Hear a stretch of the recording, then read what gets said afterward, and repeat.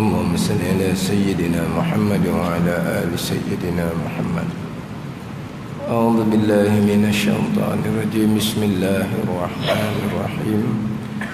الحمد لله رب العالمين، والصلاة والسلام على سيد المرسلين وعلى آله وصحبه أجمعين. رب اشرح لي صدري ويسر لي أمري واحلل عقدة من لساني يفقهوا قولي. سبحانك لا علم لنا إلا ما علمتنا إنك أنت العليم الحكيم. ولا حول ولا قوة إلا بالله العلي العظيم. Kitab Penawar Bagi Hati, muka surat 11, baris bawah, baris atas sekali.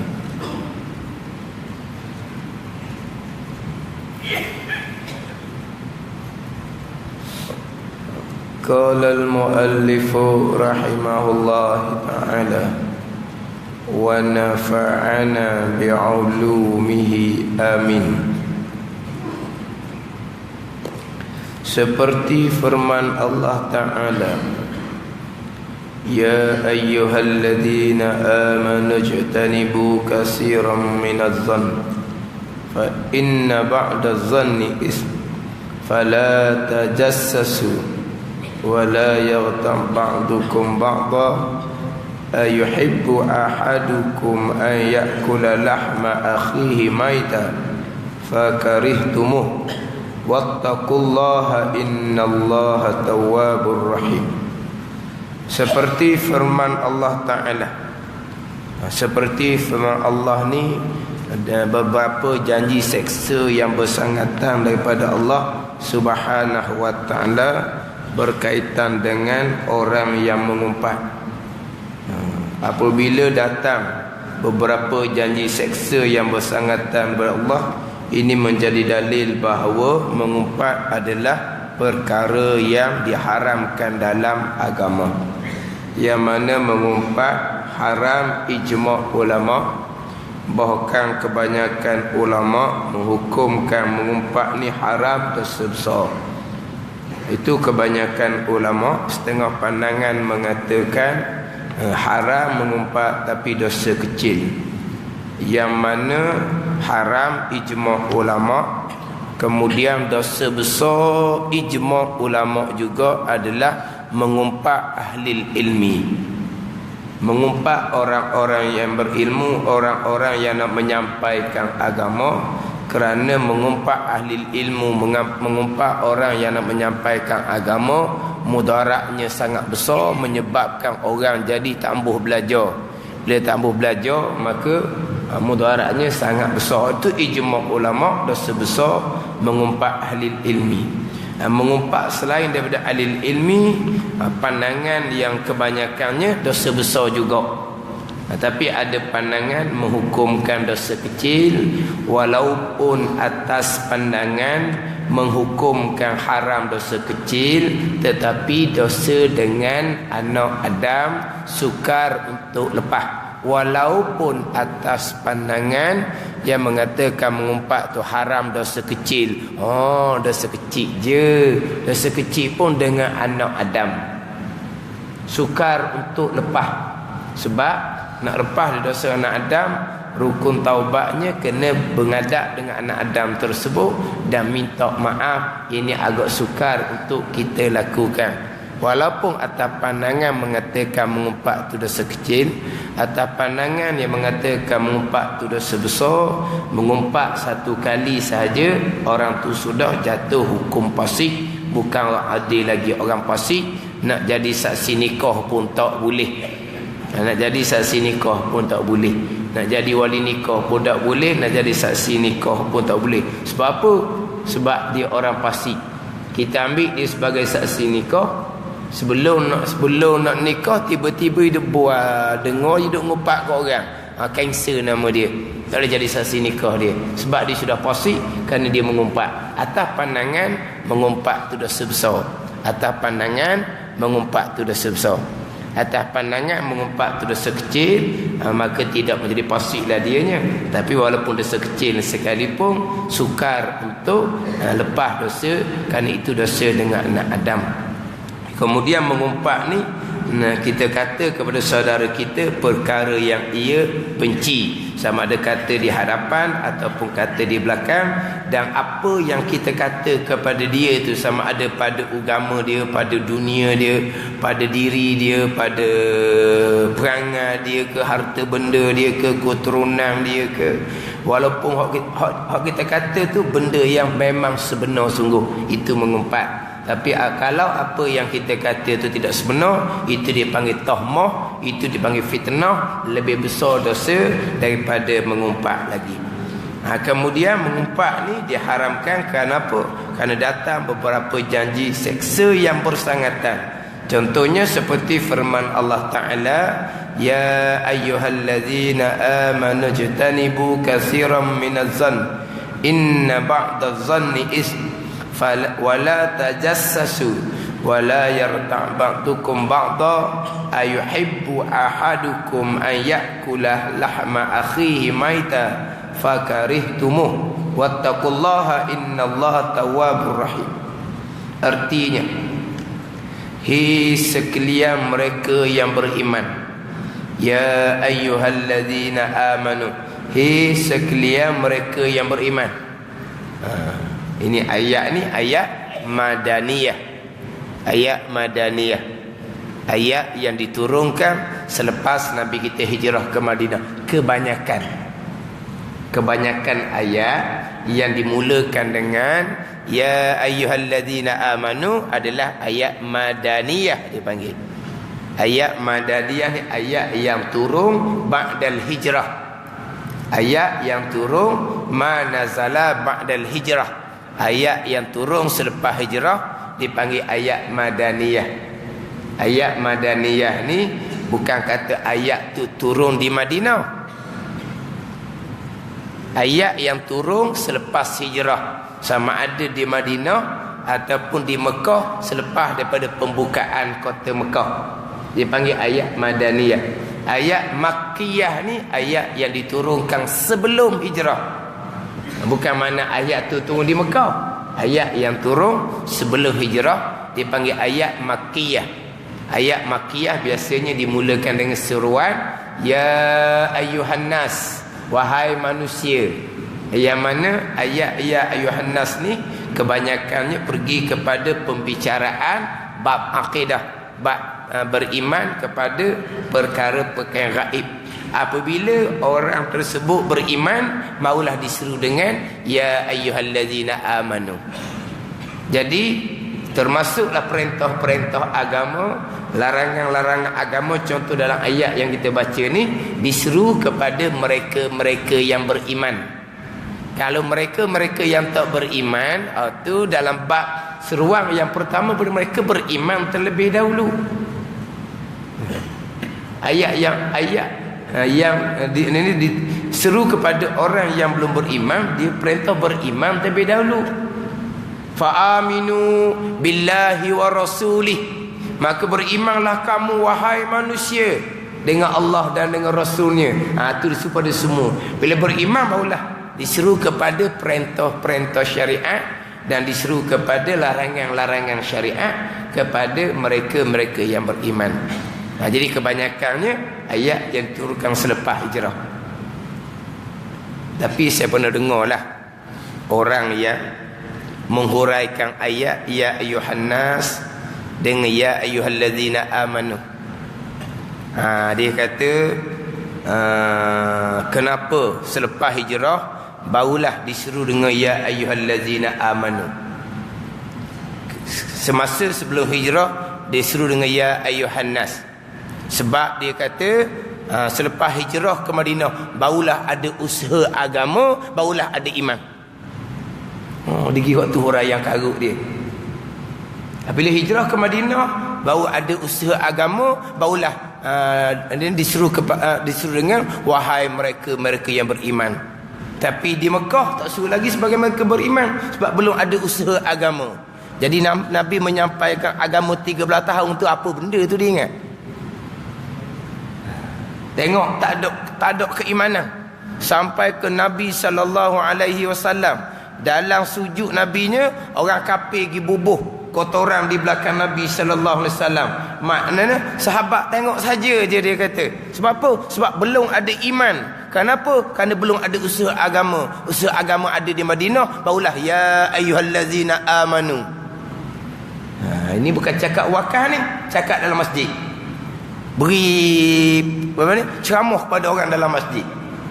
Sebab apa? Tak ada iman lagi, sebab tak ada usaha agama. Nabi solat, orang kafir bubuh kotoran di belakang Nabi, sahabat tidak ambil tindakan. Sahabat tidak ambil tindakan. Sebab apa? Sebab belum masuk iman. Kenapa? Kerana belum ada usaha agama.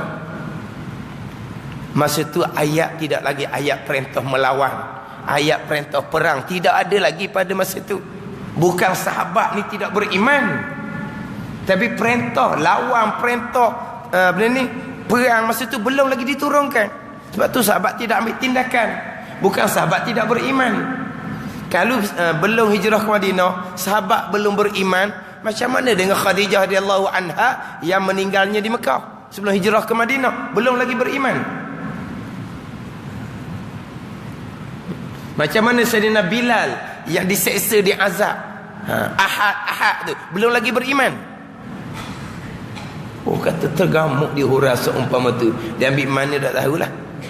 Bila beriman sahabat selepas hijrah ke Madinah, ada usaha agama, barulah beriman. Jadi duduk Mekah Nabi 13 tahun tu, apa Nabi buat?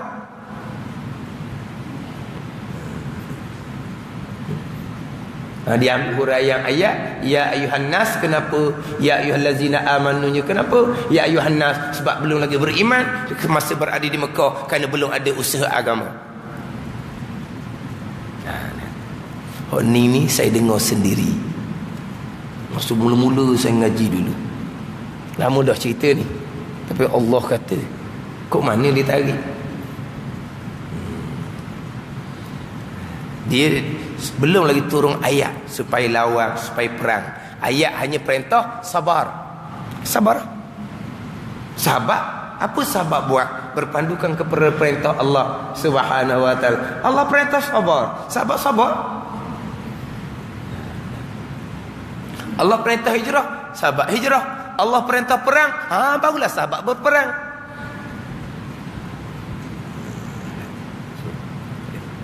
Jadi ini tunjuk ayat ni bahawa ayat madaniyah ni. Hei sekalian mereka yang beriman, jauhkan oleh kamu akan banyak daripada sangka. Iaitu dia nak tafsir kata sangka ni, sangkaan ni, sangka yang jahat. Jauhkan oleh kamu akan banyak daripada sangka, iaitu sangka yang jahat. Sangka yang jahat. Tuhan peringat kita ni supaya kita perjauhkan daripada banyak daripada sangka. Banyak daripada sangka. Kenapa? Kerana bahawasanya setengah daripada sangka itu dosa. Bukan ke semua ni. Kenapa Allah Ta'ala peringatkan kita supaya perjauhkan diri daripada banyak daripada sangkaan? Kerana setengah dari sangkaan tu adalah berdosa. Setengah daripada sangkaan. Berarti bukan ke semua sangkaan adalah berdosa. Manakah sangkaan yang berdosa? Sangkaan ni kalau kita kata gamuk-gamuk lah, tomoh ni, sebab tak nyata.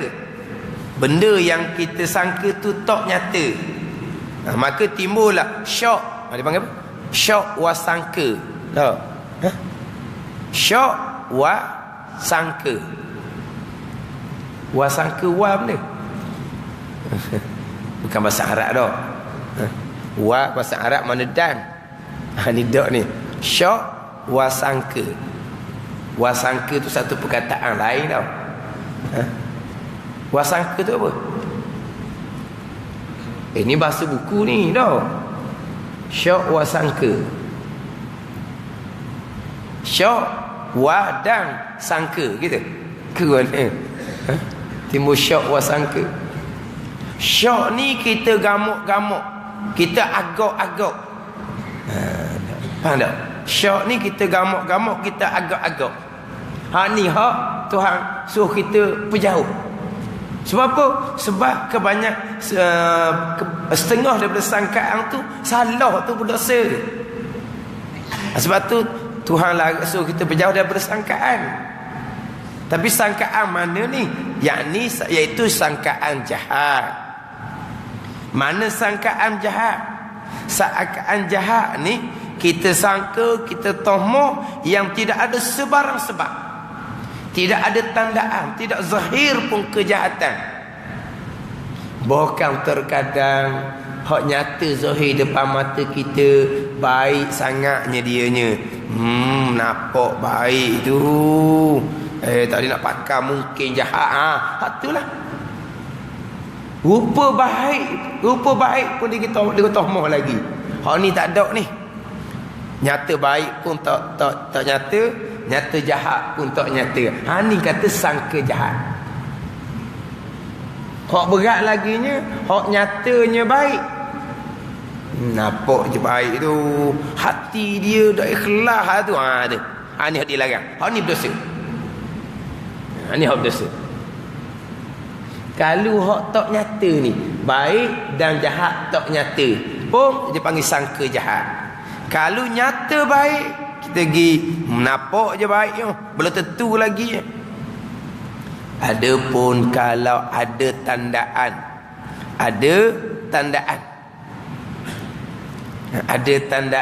perkara ni ada tandaan jahat contohnya, itu tak panggil sangka jahat.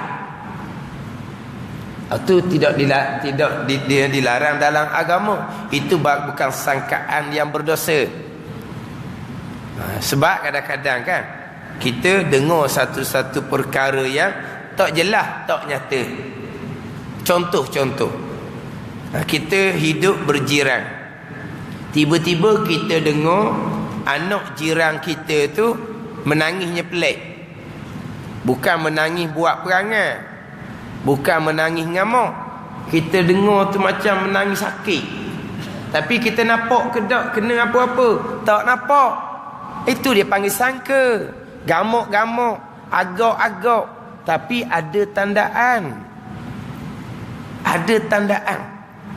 Dia panggil ada dia punya muqtada, dia ada tandaan.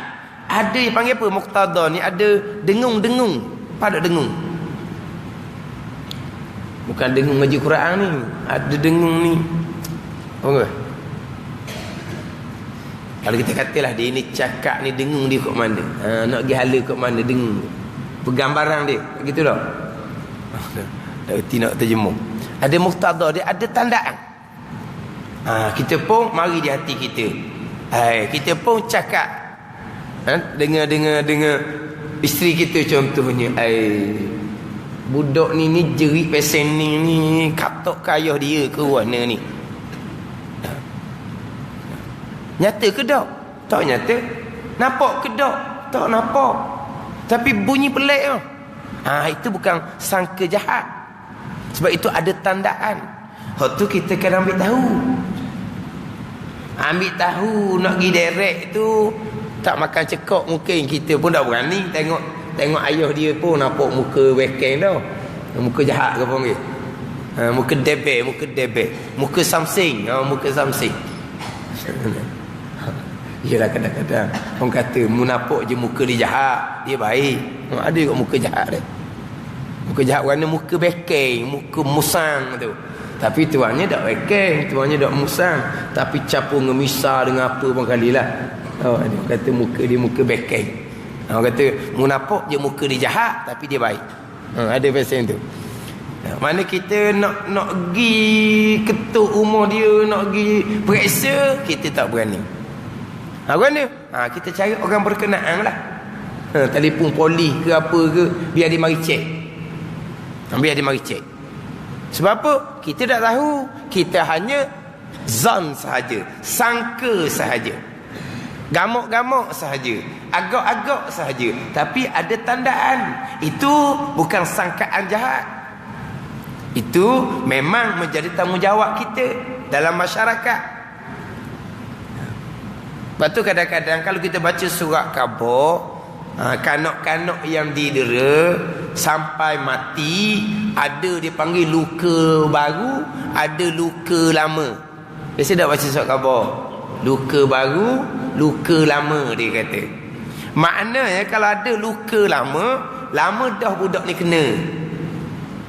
Tiba-tiba jiran kata, kita tak tahu, tak sangka, takkan budak tu dok nangis, takkan budak tu tak jerit. Faham tak? Cuma orang kita ni tak ambil hal. Tak ambuh, dia kata menyusahkan diri. Kalau kata report kan, jadi saksi ke apa ke, report kan, tiba-tiba dia dapat tahu kita yang report, susah pula kita nanti. Ni kadang-kadang apa ni, tak ambil hirau dia panggil.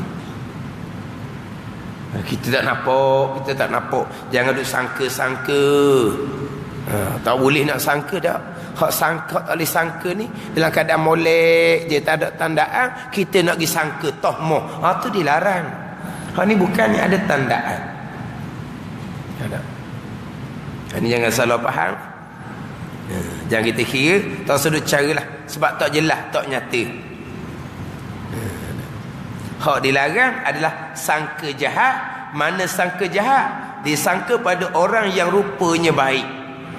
Tapi kalau sangka jahat kepada orang yang nyata kejahatan, itu tidak salah tu. Macam contohnya, dia berdua-duaan. Berdua-duaan pergi tempat-tempat jauh daripada orang. Dia ni nak pergi mana ni, buat kerja apa ni. Itu bukan sangkaan jahat, sebab memang rupanya jahat. Lepas tu macam mana? Kita wajib kena ambil tindakan. Kita kalau kita mampu nasihat, kita nasihat. Tak mampu nasihat, tadilah kita lapor kepada pihak berkenaan lah. Tak sudut caralah, jangan duk zong jahat gok ke dia. Mungkinlah dia dua orang tu berkahwin dah ke, kok senyap-senyap berkahwin di Thailand ke. Tak usah dia buat alasan lah. Report dulu, kemudian nyata dia sudah berkahwin. Kita tak ada salah apa. Sebab apa? Sebab kalau berkahwin orang tahu. Tapi ini tak ada orang tahu. Tiba-tiba berdua-duaan. Itu bukan sangka jahat. Sebab apa? Sebab nyata perbuatan jahat. Jadi kita report untuk pastikan dia ni berkahwin ke belum. Tiba-tiba dia berkahwin dah, maka kita tidak ada salah.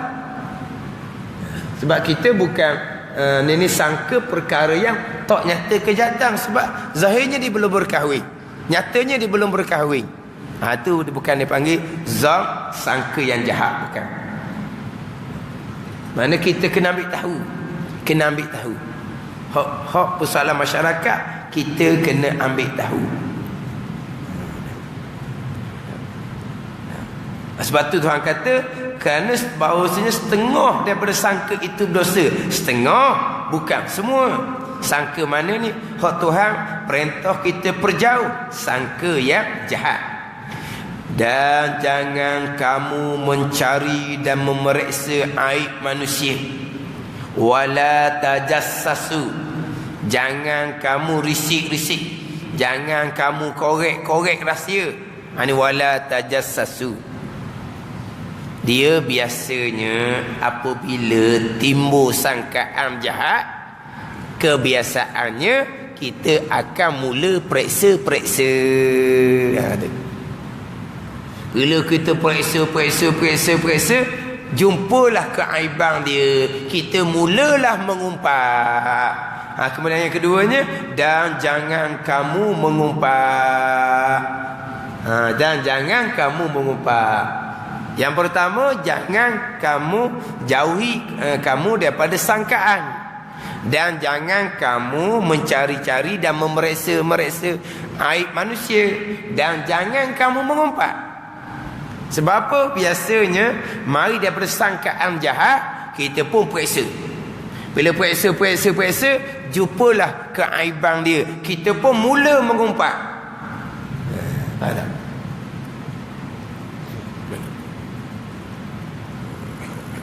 Itu dia kait zon, kemudian risik-risik, periksa-periksa keaiban, kemudian mengumpat.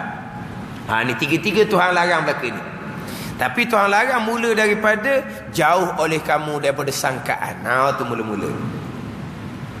Timbul sangkaan, wala tajassasu. Berhenti setakat tu je.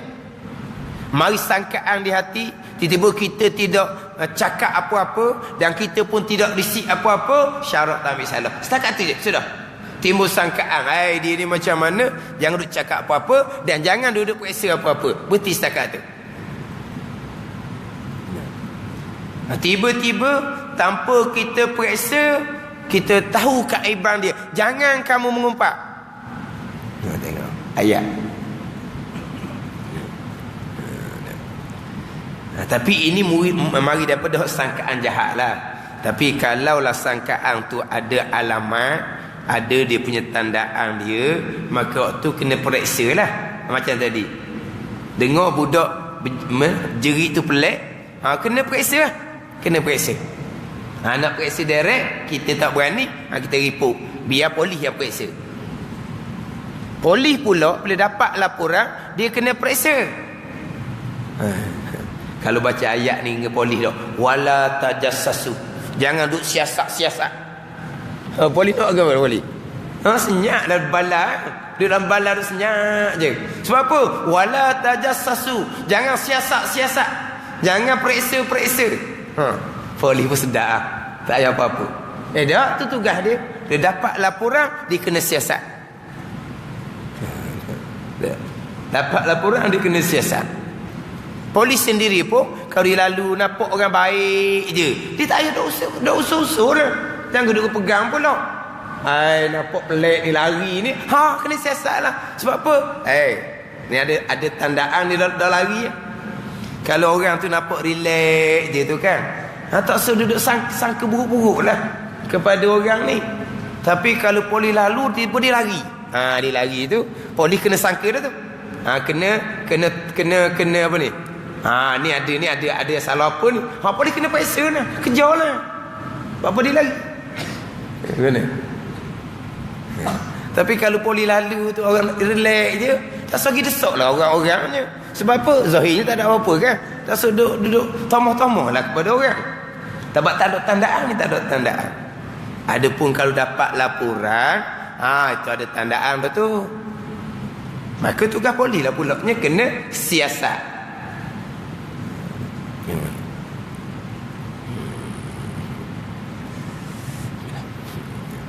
Dan jangan kamu mencari dan memeriksa aib manusia. Yang kita duduk risik-risik, duduk periksa-periksa ni. Duduk ni apa panggil apa ni? Apa? Macam contohnya dipanggil istima'u hadisil qaum. Kita gibang dengar. Gibang dengar situ, gibang. Jangan pesen tu. Jangan pesen tu, dia telinga dia nampak gerak-gerak orang dengar aje. Tak sudah sibuk lah. Tak sudah sibuk. Hak ni hak tak ada pengecualian ni. Cerita dah kan mengumpat yang dibenarkan pada syarak tu kan. Orang risik tu gapo tu? Orang risik tu gapo tu? Orang risik tu orang yang siasat lah tu. Hak tu dibenarkan sebab dia nak berkahwin. Maka risik siasat keaiban ni dibenarkan. Dan orang yang tahu keaiban, dia wajib kena cerita. Tu mengumpat yang dibenarkan dan tajassus yang dibenarkan, siasat yang dibenarkan, risik yang dibenarkan. Sebab sekarang ni dia siasat, risik dalam keadaan tidak ada tandaan. Tidak ada tandaan. Yang mana sepatut boleh siasat bila ada tandaan, ada dia punya gambaran. Hak tak molek tu kena siasat. Sekarang ni kalau tengok kok zahir, orang ni memang baik. Budak puang ni zahirnya memang baik, akhlak dia nampak baik, pakaian dia pun nampak baik. Yang lelaki ni pun zahirnya nampak baik. Tapi itu syarat membenarkan siasat. Tu ada pengecualian. Sekarang ni hak nak berkahwin ni, kalau ke zahir budak puan ni pun baik. Kalau ke zahir budak lelaki ni pun baik pada zahirnya. Ya. Tapi syarat membenarkan siasat itu syarat membenarkan risik. Risik ni siasat ni. Tanya orang sini macam mana budak puang ni. Kemudian budak puang pula tanya macam mana budak lelaki ni. Sebab kod zahirnya memang boleh harap dah. Ni syarat membenarkan. Kemudian orang yang dirisik, yang tahu keaiban, syarat membenarkan dicerita keaiban. Ada pengecualian dia. Ada pengecualian dia. Walaupun tidak ada sebarang tandaan buruk sekalipun. Tak ada tandaan jahat sekalipun. Budak perempuan dengan budak lelaki tak ada tandaan jahat. Yelah orang ni kan, bila orang nak meminang dia, dia lembut baik je. Siasat. Itu siasat yang dibenarkan pada syarak. Selain itu jangan. Ya. Sama juga kita nak lantik seseorang, nak pegang jawatan dalam masjid contohnya. Kita nak lantik dia sebagai, kita panggil kok bendahari. Kena risik juga. Macam mana haji ni, kalau bab-bab duit ke mana, boleh harap dia ada orang, dia ni memang baik, tapi bab duit tak ada nak percaya. Ada orang macam tu. Orang baik tapi ada benda yang dia tak boleh. Dia ni baik, tapi kalau bab orang puang tak boleh. Dia macam tu. Kan tak? Jadilah kelemahan masing-masing tu. Orang ni baik, tapi kalau bab duit tak sah lah. Tu kena ambil tahu. Sebab apa ni? Ni nak pegang amanah duit masjid hilang duit derma orang makan. Mana apa? Kena ambil tahu. Sebab kita nak lantik dia pegang jawatan, pegang duit. Benda hok paling besar tu. Besar. Yalah duit banyak kan? Duit banyak. Siapa di bank tengah jalan tu boleh ambil tu sikit. Nak kata ke mana? Jangan main. Bahan-bahan duit dalam masjid ni bukan orang luar. Kadang-kadang berlakunya hak tukang kira punya kira hak 50 hilang masuk dalam poket. Kira punya kira hak 50 hilang masuk poket.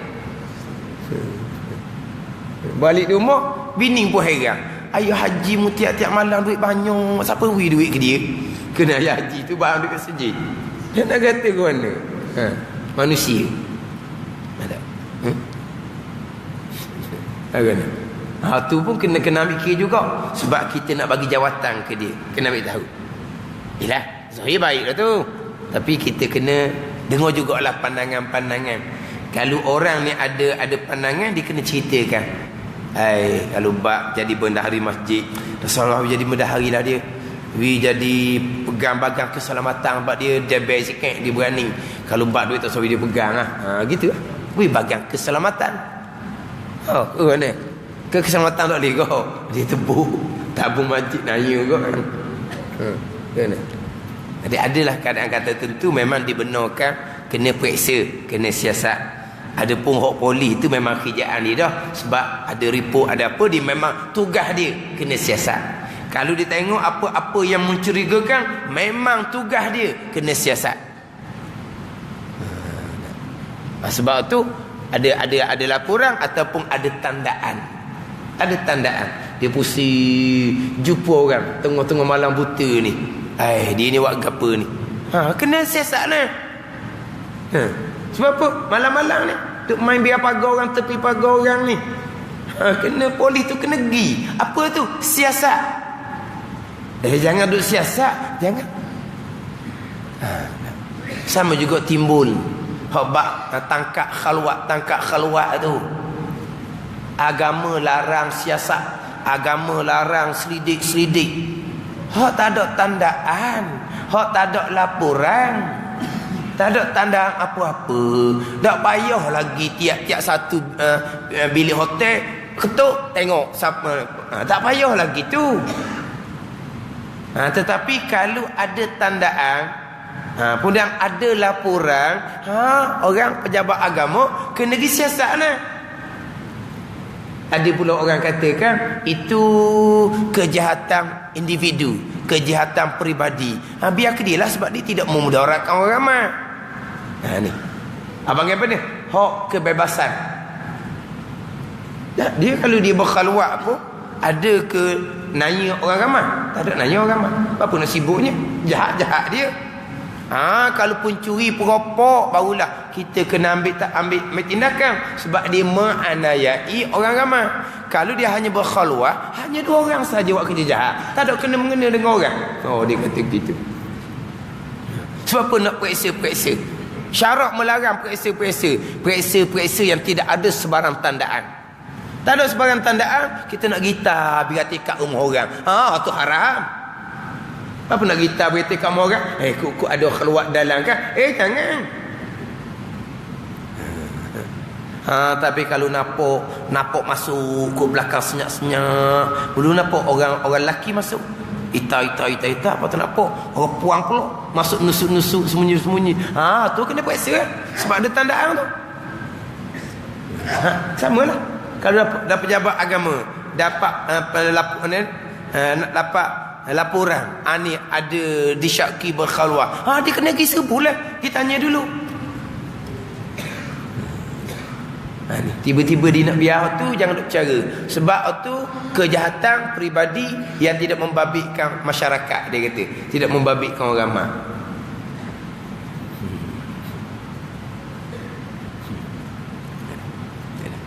Ni larang cari periksa aib ni yang tidak ada sebarang tanda apa kita nak periksa. Jangan. Keaib manusia ni semuanya ada keaiban, tapi keaiban yang tidak membabitkan orang ramai kita sudah carilah. Kalau keaiban yang membabitkan orang ramai tu kena ambil tahu. Ni keaiban yang tidak membabitkan orang ramai. Adapun hak masalah maksiat, jikalau ada laporan hak tu bagi pihak berkenaan, memang itu tugas dia. Itu memang tugas dia. Dan jangan mengumpat setengah kamu akan setengah. Ni ayat yang kita nak ambil bab mengumpat ni. Jangan jauhi daripada sangkaan jahat. Jangan kamu duk siasat risik-risik, dan jangan kamu mengumpat. Kadang-kadang tanpa kita risik-risik periksa, nyata keaiban seseorang kepada kita. Jangan kamu umpat setengah kamu akan setengah. Jangan mengumpat setengah kamu akan setengah. Wala yarta' ba'dukum ba'da. Setengah kamu ni seru pada siapa ni? Jangan mengumpat setengah kamu wahai orang-orang yang beriman, akan setengah, ini setengah daripada orang-orang yang beriman. Sebab itulah mengumpat ni menyebut oleh kamu akan saudara kamu, saudara seagama. Sebab ayat ni cerita berkaitan dengan jangan kamu wahai beriman mengumpat akan setengah kamu. Setengah kamu ni pun sama-sama orang yang beriman, saudara seagama. Adapun kita sebut keaiban orang yang agama lain, itu tidak dinamakan mengumpat. Tidak dinamakan mengumpat. Mengumpat ni zikruka akhaka, Nabi kata, sebut oleh kamu akan saudara kamu, saudara seagama. Sebab ayat ni setengah kamu wahai orang beriman akan setengah kamu. Mana apa? Sesama kita orang Islam yang beriman. Adakah suka seorang kamu? Adakah suka seorang kamu ni, kita kata kau, kalau kita cakap kapung kau, lalu kedau bahawa makan ia daging saudaranya padahal mati. Adakah suka, kalau kita cakap kapung, mu lalu ke dak nak makan daging saudaramu pada ketika mati? Lalu ke dak, kalau kita cakap kapung lah, suka ke dak, lalu ke dak. Jadi seolah-olahnya orang mengumpat ni makan daging saudara, lalu kedok, suka kedok, tergamuk kedok, makan akan daging saudaranya. Makan daging saudara ni pada ketika mati. Pada ketika mati pula. Ingat ke makan kerak masa hidup ni? Makan daging saudara tu satu perkara dah. Orang panggil apa ni? Orang apa? Orang makan orang tu. Jadi dipanggilan dimakan orang tu. Hak ni pula makan orang. Orang tidur ke tak pada ketika mati. Mau paruk. Makan bangkai lah kita kata. Jadi tasbih ni nak serupa mengumpat ni dengan makan bangkai, wajah syabahnya betul, sama-sama haram. Bang kalau nak kira makan daging saudara, makan orang ni lebih ringan daripada mengumpat lagi. Sebab apa? Sebab mudah taubat. Oh, dia makan orang, oh ni pelik dah ni. Bertaubat dengan Allah. Tapi kalau mengumpat, lagi payah nak bertaubat dengan Allah Subhanahu wa taala. Lalu tak suka dak kamu makan daging saudara pada ketika mati, maka benci kamu akan dia. Kalau benci kamu akan mengumpat. Sebab mengumpat ni seolah-olah makan daging saudara. Dan takut oleh kamu akan Allah Subhanahu wa ta'ala. Tuhan perintah supaya wattaqullah, takut oleh kamu akan Allah Subhanahu wa ta'ala. Bahawasanya Allah Ta'ala itu sangat menerima taubat, lagi sangat kasih sayang. Ini dalil bahawa mengumpat ni benda yang sangat besar. Sampai ke Allah Ta'ala tasbihkan, seolah-olah kamu mengumpat ni kamu makan saudara kamu dalam keadaan saudara kamu sudah mati. Pasti kamu tidak suka, maka jangan kamu mengumpat. Ni dalil hak bersangatan berkaitan dengan mengumpat. Yang mana mengumpat hukumnya haram, ijma' ulama.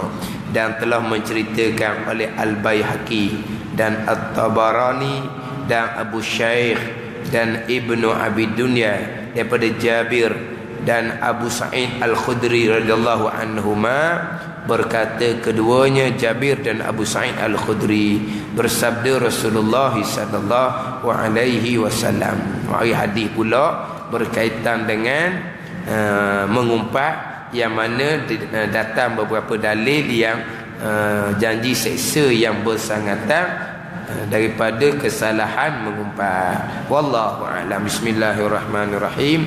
Alhamdulillahirabbil alamin, wassalatu wassalamu ala sayyidil mursalin wa ala alihi wa sahbihi ajma'in. Allahumma iftah alaina futuhal arifin, Allahumma allimna ilma akdamin, wa fahimna famasabiqin, warzuqna riqat talibin.